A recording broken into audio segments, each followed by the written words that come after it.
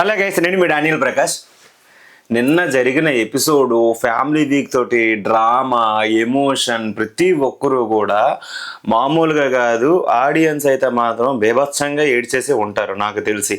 ఎందుకంటే డెమోన్ వాళ్ళ మదర్ వచ్చేటప్పుడు నాకు కళ్ళంట నీళ్ళు తిరిగే, ఎమోనియల్ వాళ్ళ మదర్ వచ్చినప్పుడు కూడా నేనైతే మాత్రం చాలా సర్ప్రైజింగ్గా ఫీల్ అయ్యాను. ఎందుకంటే నేను సేమ్ బ్యాక్గ్రౌండే కాబట్టి, same background in the sense not a religion, అంటే మిడిల్ క్లాస్ ఫ్యామిలీ, విలేజెస్లో ఉంటారు కదా, అమ్మ నాన్నలు ఎలా ఉంటారు, యాజ్ ఇట్ ఈజ్గా అలాగే అనిపించారు. అండ్ కళ్యాణ్ వాళ్ళ అమ్మాలు వచ్చేటప్పుడు కూడా బాగా ప్రిపేర్ చేసి లోపల పంపించారు. కానీ ఆవిడైతే మాత్రం చాలా ఇన్పుట్స్ అయితే కళ్యాణ్కి డైరెక్ట్గానే ఇచ్చారు. అందరూ కూడా ఇన్పుట్స్ అయితే ఇచ్చారు, ఎవ్వరు కూడా ఇన్పుట్స్ ఇవ్వకుండా లోపలికైతే రాలేదు. కాకపోతే కొంత లిమిట్ వరకు మాట్లాడారని నాకైతే అనిపించింది. కళ్యాణ్ వాళ్ళ మదర్కి ఎక్కువ టైం లేదు యాక్చువల్లీ మాట్లాడే ఛాన్స్ కూడా. పాపం వాళ్ళిద్దరు కూడా చాలా బాగా నచ్చారు. సో ఎస్పెషల్లీ ఈ ఫ్యామిలీ వీక్ అంత సూపర్ ఎక్సలెంట్ అయితే నాకు అనిపించింది. కాకపోతే ఎక్కడో చిన్న వెలుతుంటుంది. అరే గొడవలు లేవేటి, ఎంత ప్రశాంతంగా అయిపోతుంది ఏంటి, ఏదో బిగ్ బాస్ గట్టిగానే ప్లాన్ చేయాలి కదా, లేకపోతే ఊరుకోడు. అవతల కొట్టుకుంటే వచ్చే ఆనందం వేరే లెవెల్ ఉంటుంది. ఆడియన్స్గా మేమే ఎలా ఫీల్ అవుతున్నాం అంటే బిగ్ బాస్ ఎలా ఫీల్ అవ్వాలి అని నాకైతే అనిపించింది. ఎందుకంటే జనరల్గా బిగ్ బాస్ షో అనేది ఏంటి, కొలాయిల దగ్గర బిందులతో కొట్టుకునేటట్టు ఆడాలి ఎలా బిహేవ్ చేస్తారో అట్లాగే ఉంటారు. ఆడాలి అంటే ఇన్ ద సెన్స్ మనం రెగ్యులర్గా చూసేది అది కథ. మనం కొలాయిల దగ్గర బిందుల దగ్గర నా బిందెట్టు నీ బిందెట్టు అని ఉంటుంది, అలా అనమాట. చీపురికట్లు కొలాయిల దగ్గర బిందులు అండ్ ఇవే తగ్గినాయి. రిమైనింగ్ అంతా ఓవర్ అలాగే ఎక్స్ట్రీమ్. నాకైతే మాత్రం ఫుల్ సాటిస్ఫాక్షన్. అబ్బా, ఏమన్నా తన్నుకోవడమా, ఏమన్నా గొడవలు, అస్సలు ఎవరికెవరు తగ్గట్లేదు. కాకపోతే ఇక్కడ జెన్యున్ బాండింగ్స్ ఏవి ఎమోషనల్ బాండింగ్స్ అనేవి పక్కన పెట్టేస్తే ఈ గొడవలు మాత్రం హైలైట్. అసలు మనసు ఉప్పొంగిపోద్ది ఆ గొడవలు చూస్తుంటే. అమ్మమ్మమ్మమ్మమ్మమ్మమ్మ, మామూలు సాటిస్ఫాక్షన్ కాదు నాకైతే మాత్రం. అది నాగార్జున సార్, మాకు ఈ సాటిస్ఫాక్షన్ గురించి పక్కన పెడితే నాగార్జున సార్ ఎవరిని తిట్టరు అనేది ఒక డౌట్. మళ్ళీ మనకు తెలుసు నాగార్జున సార్ తనుజాని వెనకేసుకొని వస్తూ దివ్యాన్ని రోడ్డుని వేసుకుంటారు, కోటింగ్ వేస్తారని. అక్కడ దివ్య పాయింట్స్ కూడా వింటే నాగార్జున సార్ అప్పుడు తనుజాని కూడా తిట్టే అవకాశాలు కూడా ఉన్నాయి. కొన్ని పాయింట్స్ కూడా అలాగే అనిపించాయి. సో ఇక్కడ ఇద్దరిది కూడా తప్పు ఉంది, ఇక్కడ ఇద్దరిది, ఒకరిది కాదు ఇద్దరిది కాదు, అందరిది తప్పు ఉంది. అండ్ ఈ ఎపిసోడ్లో నాకైతే మాత్రం సంజన గారు అబ్బా ప్యూర్ హార్ట్ అనిపించింది, లిటరల్లీ చెప్తున్నా. ఎందుకంటే ఎమాన్యుయల్ మీద తనకి ఏదైతే బాండింగ్ ఉందో, ఏదైతే సపోర్ట్ ఉందో అది ఆవిడ ముందుగానే గ్రహించింది. కాకపోతే మినిమం హోప్ అయితే ఉంటుంది, ఎమాన్యుయల్ ఈసారి అయినా సరే సపోర్ట్ చేస్తాడు అని. ఎందుకంటే ఎమాన్యుయల్ 2 సార్లు కెప్టెన్సీ అయ్యాడు. ఈ వీక్లోని సంజన గారికి ఇమ్యూనిటీ అనేది చాలా ఇంపార్టెంట్. దట్టు ఎమాన్యుయల్ 9 వారాలు నామినేషన్ లేకుండా ఈ వారం కూడా సేఫ్ అవుతాడు. కాబట్టి అవకాశం ఉందా అంటే వాళ్ళ అమ్మగారు ఇచ్చింది ఏంటి, మంచి ఇన్పుట్స్ ఇచ్చారు. తెలుగు ప్రజలారా అని చెప్పేసి ఏదైతే చెప్పాడో అది సూపర్ అనిపించింది. అండ్ వాళ్ళ అమ్మగారు కూడా చెప్పారు విన్నర్ రేస్లో పరిగెడుతున్నావు అని. మరి అలాంటప్పుడు ఎమాన్యుయల్కి ఎందుకు భయం? సంజన గారిని సేవ్ చేసి ఉంటే బాగుండేది కదా, సంజన గారి కోసం ఆడుంటే బాగుండేది కదా.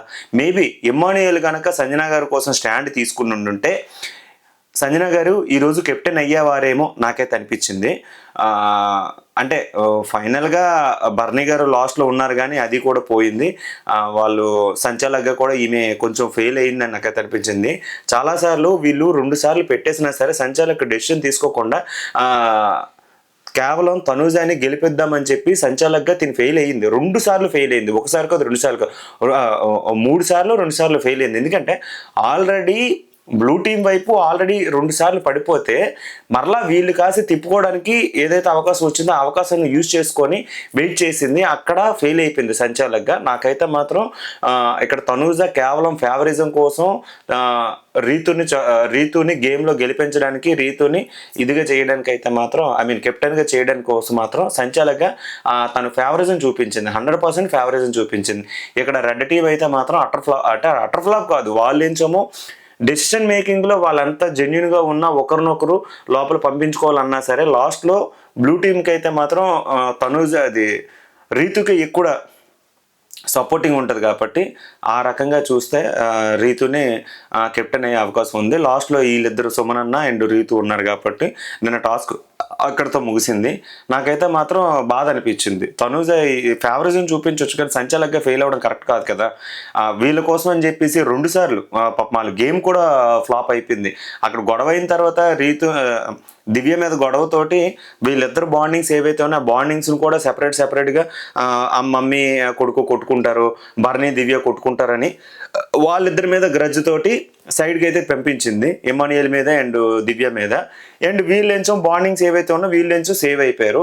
ఈ బాండింగ్స్ ఉన్న వాళ్ళందరినీ సెపరేట్ పెట్టి నాకు ఇది సపోర్టింగ్ గేమ్ కాబట్టి తనుజ క్లియర్గా అర్థమైపోయింది, సపోర్టింగ్ గేమ్ కాబట్టి బాండింగ్స్ అన్ని సెపరేట్గా చేసేద్దాం అని నాకైతే అని ముందుగానే ఫిక్స్ అయింది. ఎందుకంటే ఫస్ట్ స్టార్టింగే ఎవరైతే ఎక్కువైతే ఓటింగ్స్ చేస్తారు ఆ పర్సన్ని తీసేద్దాం అని అనుకునేటప్పటికి తనుజ పేరు ఎప్పుడైతే వచ్చిందో గేమ్ స్ట్రాటజీ మార్చింది.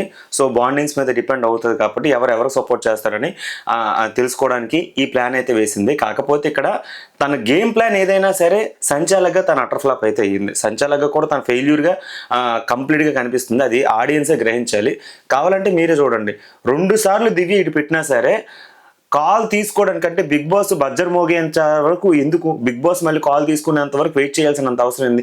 అంత టైం గ్యాప్ ఏముంది, పూర్తిగా పడిపోయింది కదా. పూర్తిగా పడిపోయినప్పుడు సంచాలక్ అక్కడికే వెయిట్ చేస్తుంది.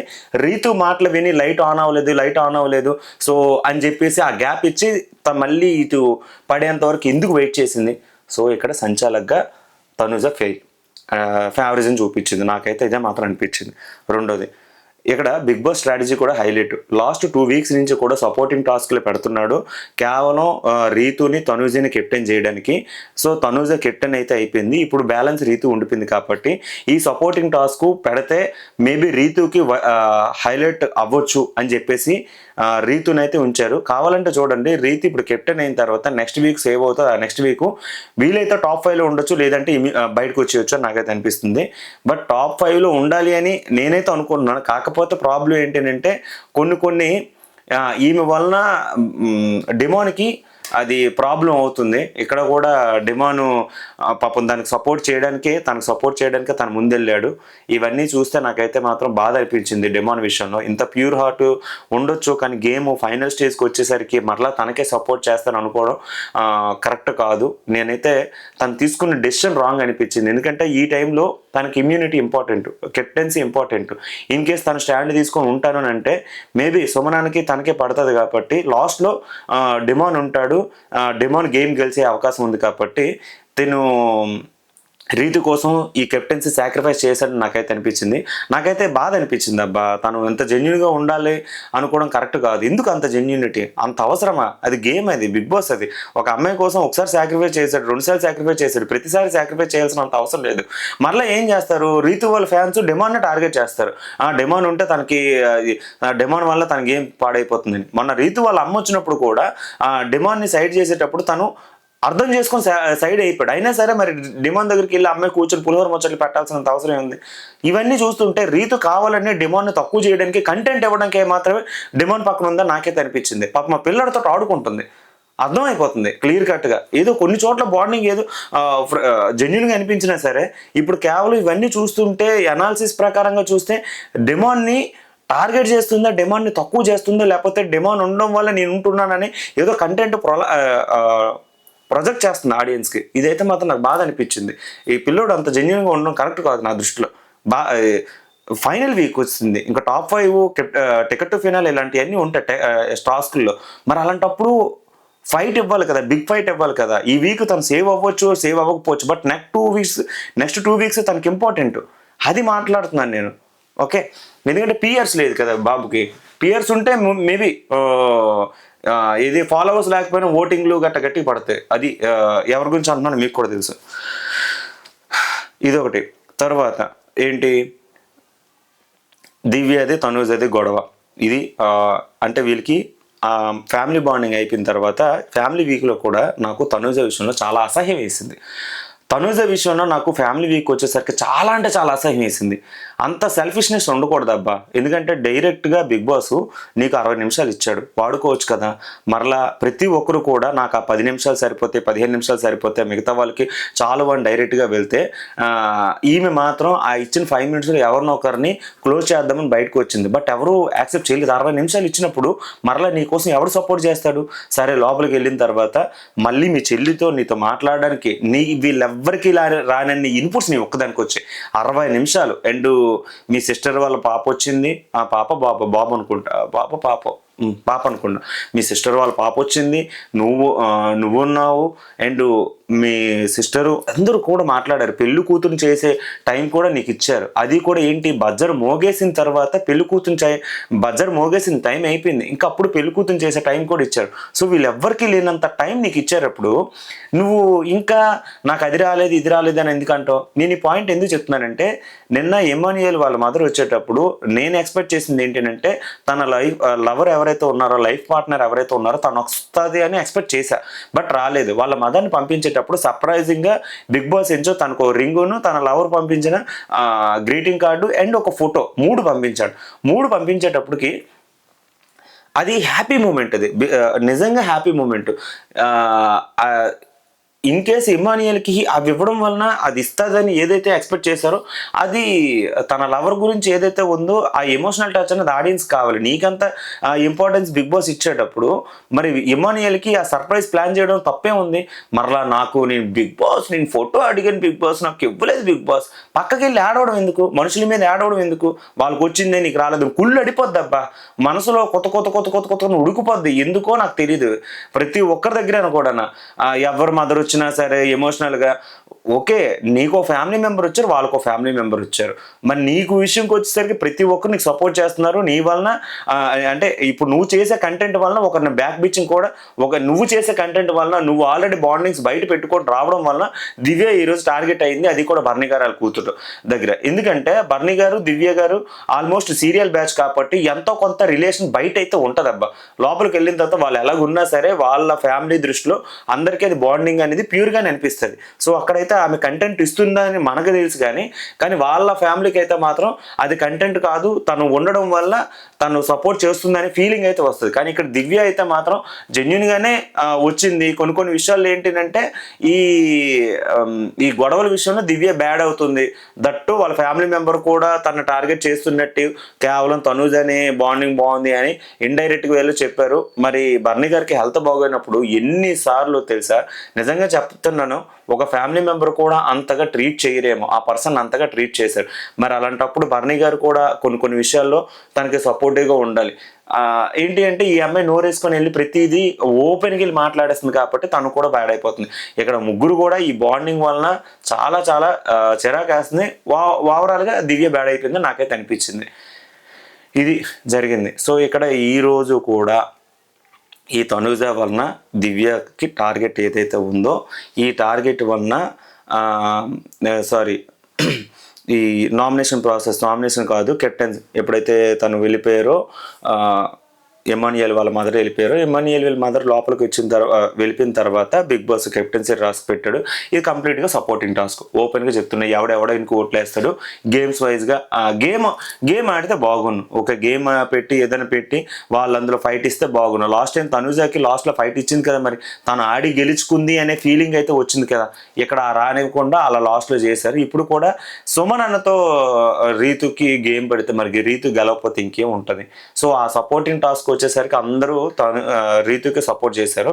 ఇక్కడ దివ్య తనకి చెప్పే పాయింట్స్ ఏవైతే ఉన్నాయనంటే, 2 వీక్స్ అంటే ఆల్రెడీ నామినేషన్లో ఉండేటప్పుడు ఇమ్యూనిటీ టాస్క్ ఏంటి, మొన్న బిగ్ బాస్ అందరినీ నామినేట్ చేసేటప్పుడు తనూజ నామినేషన్లో నుంచి బయటికి రావడానికి ఏదైతే పెట్టాడో అక్కడ కూడా తను కత్తి పట్టుకున్నప్పుడు ఇమ్యూనిటీ వచ్చింది అండ్ అక్కడ కెప్టెన్ అయ్యింది. ఈ వీక్ కూడా తను ఇమ్యూనిటీలో ఉంది. అంటే అక్కడ దగ్గర 2 వారాలు కంటిన్యూగా ఇమ్యూనిటీ ఉందని అందరూ చెప్పారు. కెప్టెన్గా ఉంటే ఆ వారం తర్వాత కెప్టెన్గా ఉంటే నామినేషన్లో నుంచి సేవ్ అవ్వచ్చు. అండ్ అంటే 2 వారాలు డైరెక్ట్గా అంటే కాదు, నామినేషన్లు అంటే ఇన్ కేస్ ఓటింగ్ ప్రకారంగా తను తక్కువ ఉన్నా సరే కెప్టెన్సీ బ్యాచ్ తీసుకొని బయటకు వెళ్ళిపోమని చెప్పి అంటారు. కానీ ఇక్కడ ఏంటంటే కంటిన్యూగా నామినేషన్లో నుంచి సేవ్ అయింది కాబట్టి తను చెప్పే పాయింట్ వ్యాలిడే. ఎందుకంటే దివ్యకి ఇప్పుడు ఈ వీక్ ఇంపార్టెంట్ అని డైరెక్ట్ చెప్పి సరిపోద్ది, కానీ అది అలా పర్సనల్గా వెళ్ళిపోయింది. ఇద్దరు గొడవల వరకు వెళ్ళిపోయారు, బర్నీ వరకు వచ్చారు.